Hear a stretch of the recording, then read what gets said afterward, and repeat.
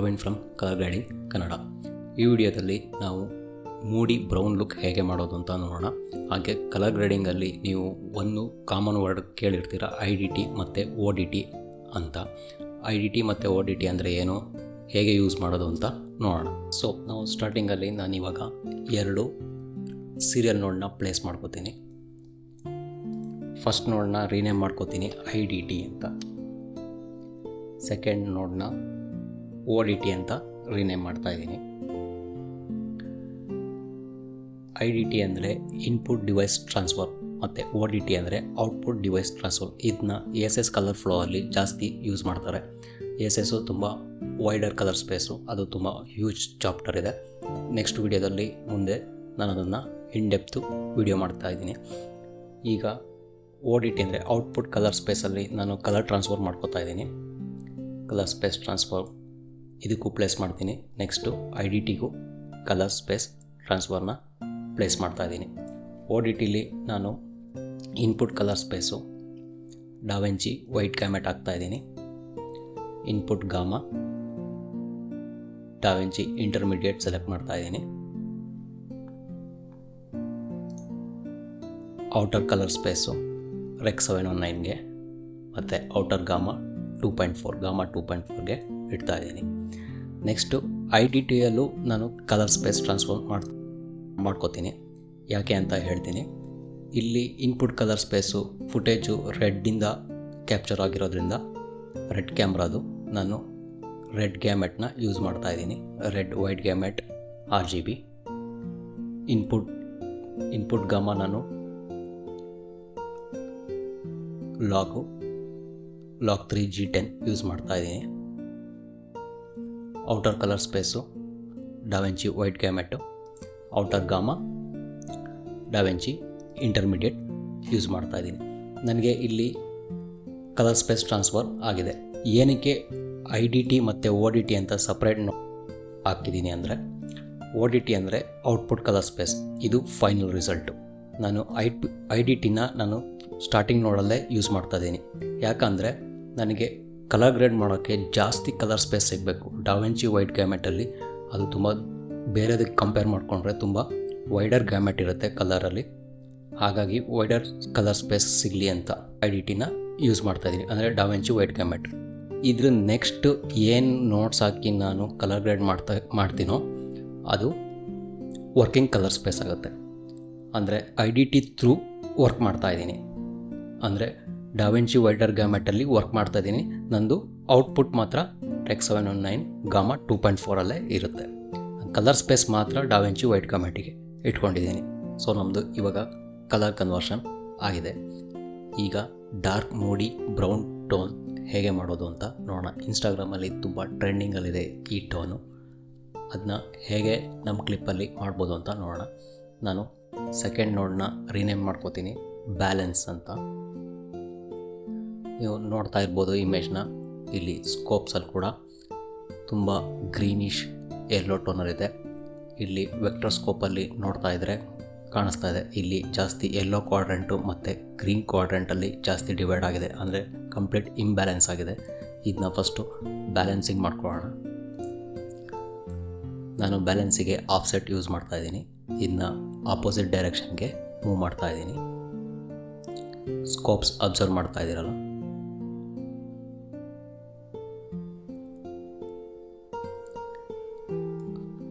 So image ಇಲ್ಲಿ balance ಆಗಿದೆ. ಒಂದು ಬಿಫೋರ್ ಆಫ್ಟರ್ ಈ ಥರ ಫಸ್ಟು ಇಂಪಾರ್ಟೆಂಟು ಬ್ಯಾಲೆನ್ಸಿಂಗ್ ಮಾಡ್ಕೋಬೇಕು. ಯಾವುದೇ ಕಲರ್ ಗ್ರೇಡ್ ಮಾಡೋಕ್ಕೂ ಮುಂಚೆ ಬ್ಯಾಲೆನ್ಸಿಂಗ್ ತುಂಬ ಇಂಪಾರ್ಟೆಂಟ್ ರೋಲು. ಅದನ್ನ ಬ್ಯಾಲೆನ್ಸ್ ಮಾಡ್ಕೋಬೇಕು. ಸ್ಕೋಪ್ಸಲ್ಲಿ ಅಬ್ಸರ್ವ್ ಮಾಡ್ತಾ ಇದ್ದೀರಲ್ಲ, ಈಗ ಆಲ್ಮೋಸ್ಟ್ ಬ್ಯಾಲೆನ್ಸ್ ಆಗಿದೆ. ನೆಕ್ಸ್ಟ್ ನಾನು ಥರ್ಡ್ ನೋಡನ್ನ ರೀನೇಮ್ ಮಾಡ್ಕೋತೀನಿ ಕಾಂಟ್ರಾಸ್ಟ್ ಅಂತ. ಇಲ್ಲಿ ಕಾಂಟ್ರಾಸ್ಟ್ ಅಡ್ಜಸ್ಟ್ ಮಾಡ್ತಾ ಇದ್ದೀನಿ.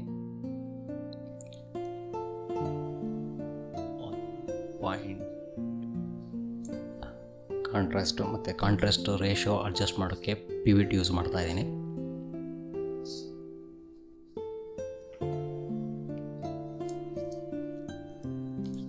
ಥರ್ಡ್ ನೋಡಲ್ಲಿ ಒಂದು ಬೇಸಿಕ್ ಲೆವೆಲ್ ಕಾಂಟ್ರಾಸ್ಟ್ ಯೂಸ್ ಮಾಡಿದ್ದೀನಿ.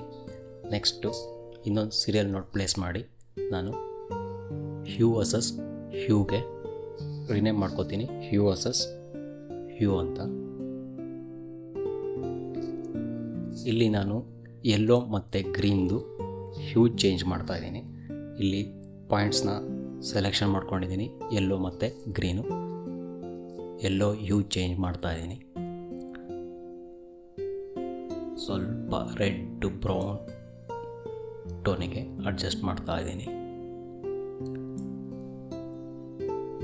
ನೆಕ್ಸ್ಟು ನಾನು ಇದೇ ನೋಡಲ್ಲಿ ಹ್ಯೂ ಮತ್ತು ಸ್ಯಾಚುರೇಷನ್, ಹ್ಯೂ ವರ್ಸಸ್ ಸ್ಯಾಚುರೇಷನ್ ಟ್ಯಾಬಿಗೆ ಬಂದು ಇಲ್ಲಿ ಎಲ್ಲ ಪಾಯಿಂಟ್ಸ್ನು ಸೆಲೆಕ್ಷನ್ ಮಾಡ್ಕೋತಾ ಇದ್ದೀನಿ. ಸೆಲೆಕ್ಷನ್ ಮಾಡಿಕೊಂಡು ನಾನು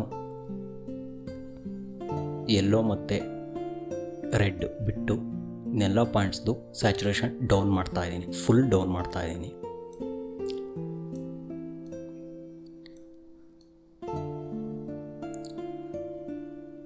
ಏನಕ್ಕೆ ಅಂದರೆ ಇಲ್ಲಿ ನಮಗೆ ಯೆಲ್ಲೋ ಮತ್ತು ರೆಡ್ ಇದು ಬಿಟ್ಟು ಬೇರೆ ಯಾವುದ್ರದ್ದು ಸ್ಯಾಚುರೇಷನ್, ಬೇರೆ ಯಾವ ಕಲರ್ದು ಸ್ಯಾಚುರೇಷನ್ ಅಷ್ಟು ಇಂಪಾರ್ಟೆಂಟ್ ಇರೋಲ್ಲ. ಹಾಗಾಗಿ ಸ್ವಲ್ಪ ಎಲ್ಲದ್ರದ್ದು ಸ್ಯಾಚುರೇಷನ್ ಡೌನ್ ಮಾಡ್ತಾಯಿದ್ದೀನಿ. ಸೊ ನಾನೀಗ ನೆಕ್ಸ್ಟು ಇನ್ನೊಂದು ಸೀರಿಯಲ್ ನೋಟ್ ಪ್ಲೇಸ್ ಮಾಡ್ಕೋತೀನಿ. ಇದನ್ನ ರಿನೇಮ್ ಮಾಡ್ಕೋತೀನಿ ಕರ್ವ್ಸ್ ಅಂತ. ಕರ್ವ್ಸಲ್ಲಿ ನಾನು ಒಂದು ಅಪ್ರಾಕ್ಸಿಮೇಟಾಗಿ ಮಿಡಲ್ ಪಾಯಿಂಟ್ನ ಸೆಲೆಕ್ಷನ್ ಮಾಡ್ಕೋತಾ ಇದ್ದೀನಿ. ಸೆಲೆಕ್ಷನ್ ಮಾಡಿ ಇಲ್ಲಿ ಚೈನ್ ಲಿಂಕ್ ಇದೆಯಲ್ಲ ಇದನ್ನ ಅನ್ಲಿಂಕ್ ಮಾಡಿ ಬ್ಲೂ ಚಾನಲಿಗೆ ಬಂದು ಇಲ್ಲಿ ನಾನು ಮಿಡ್ ಟೋನ್ಸ್ಗೆ ಸ್ವಲ್ಪ ಯೆಲ್ಲೋ ಆ್ಯಡ್ ಮಾಡ್ತಾಯಿದ್ದೀನಿ. ಯೆಲ್ಲೋ ಆ್ಯಡ್ ಮಾಡಿ ನೆಕ್ಸ್ಟ್ ನಾನು ರೆಡ್ ಚಾನಲಿಗೆ ಬಂದು ಶಾಡೋಸ್ ಪಾರ್ಟಲ್ಲಿ ಸ್ವಲ್ಪ ರೆಡ್ ಆ್ಯಡ್ ಮಾಡ್ತಾಯಿದ್ದೀನಿ. ಹಾಗೆ ಇಲ್ಲಿ ಮೂಡಿ ಲುಕ್ನ ಕ್ರಿಯೇಟ್ ಮಾಡೋಕ್ಕೋಸ್ಕರ ನಾನು ಗೈನ್ನ ಸ್ವಲ್ಪ ಡೌನ್ ಮಾಡ್ತಾಯಿದ್ದೀನಿ.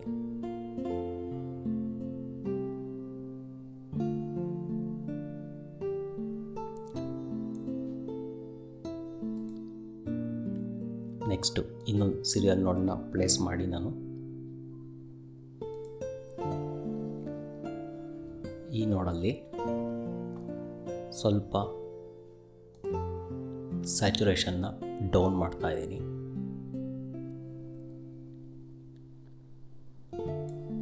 ಡೌನ್ ಮಾಡಿ ಸ್ವಲ್ಪ ಕಾಂಟ್ರಾಸ್ಟ್ ಆ್ಯಡ್ ಮಾಡ್ತಾಯಿದ್ದೀನಿ ಕರ್ವ್ಸಲ್ಲಿ.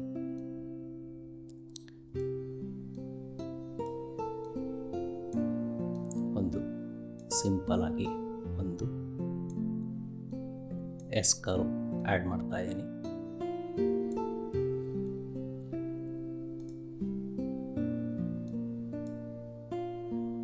ನೆಕ್ಸ್ಟು ಇನ್ನೊಂದು ಸೀರಿಯಲ್ ನೋಟ್ ಪ್ಲೇಸ್ ಮಾಡಿ ನಾನಿಲ್ಲಿ ಪವರ್ ವಿಂಡೋ ಟೂಲಿಗೆ ಬಂದು ಸರ್ಕ್ಯುಲರ್ ಪವರ್ ವಿಂಡೋ ಸೆಲೆಕ್ಷನ್ ಮಾಡಿ ಇದನ್ನ ಬೇಸಿಕಲಿ ವಿಗ್ನೈಟ್ ಕೊಡೋಕ್ಕೆ ಅಂತ ಯೂಸ್ ಮಾಡ್ತಿದ್ದೀನಿ. ಇಲ್ಲಿ ಆಸ್ಪೆಕ್ಟ್ ರೇಷಿಯೋನ ನಾನು ಫುಲ್ 100ಗೆ ಸೆಲೆಕ್ಷನ್ ಮಾಡ್ತಾಯಿದ್ದೀನಿ. ಸೆಲೆಕ್ಷನ್ ಮಾಡಿ ಸಾಫ್ಟ್ನೆಸ್ನ ಇನ್ಕ್ರೀಸ್ ಮಾಡ್ತಾಯಿದ್ದೀನಿ.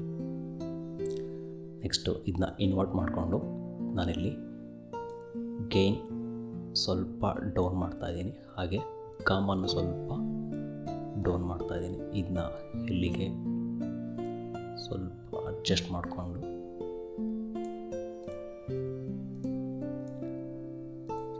Before after